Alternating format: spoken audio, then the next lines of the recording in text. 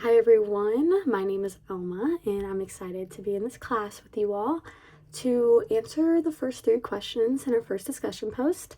First question being, how might Patagonia policies as well as the vision, mission, and values of Patagonia motivate to apply to work for Patagonia or motivate employees to apply to work for Patagonia and continue to work for the company once hired, and then what other companies kind of follow that similar framework that Patagonia has created for themselves.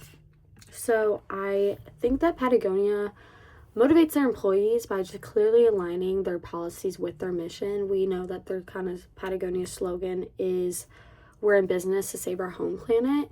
And I think that really just kind of reflects them as a company as a whole. They really care more about environmental sustainability, ethical sourcing, and just social responsibility for their customers as well as their employees.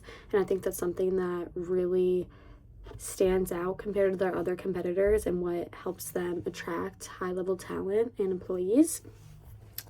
I think that a company that is super similar to this framework is Kendra Scott. Kendra Scott has 3 pillars for their company, which is fashion, family, and philanthropy. I actually kind of work for Kendra Scott. I'm currently a Kendra Scott college ambassador, and so when I do meetings with them, you can clearly see that they care about their employees and connecting with the community rather than the number of transactions, and they give out or just give back to the community in so many different ways, with philanthropy being one of their pillars that kind of support their business framework.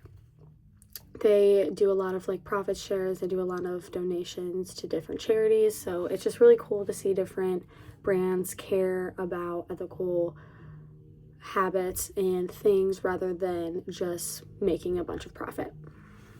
The second question is, we have recently seen employees from many organizations such as Starbucks elect unions to represent them when dealing with management.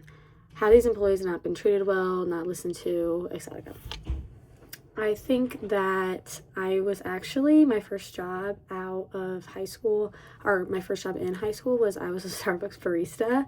And so I actually remember when we got new management that it just kind of started going downhill.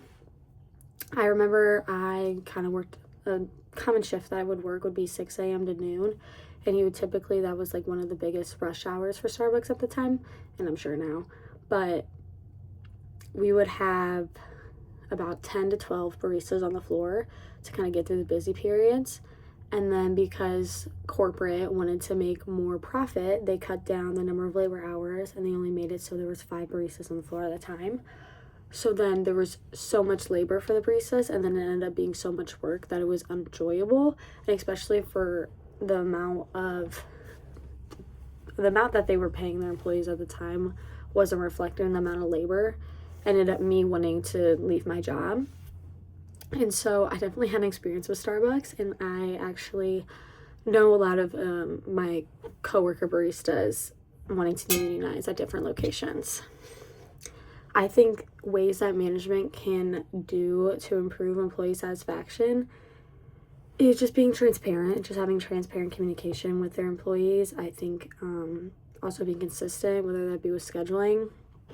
I had an internship with Aldi this past summer, and one of the main things that I helped focus on was transparent communication between management and the associates that were working with Aldi, and that made a really big difference at the end of the summer because the employees were actually able to trust management more because they had that communication. No one wants to be lied to, and no one wants to be hidden from something that management knows and that they can't know. So I really think that transparent communication will help increase employee satisfaction immensely.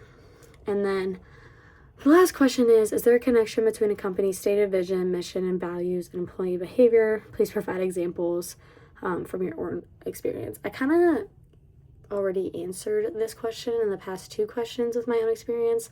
One, working for a company such as Kendra Scott that values a sustainable environment or sustainable responsibility and just keeping their employees or just treating their employees ethically fair.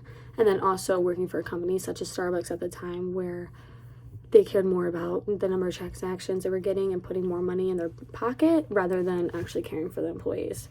So yeah, thank you so much, and I look forward to getting to know everyone this semester.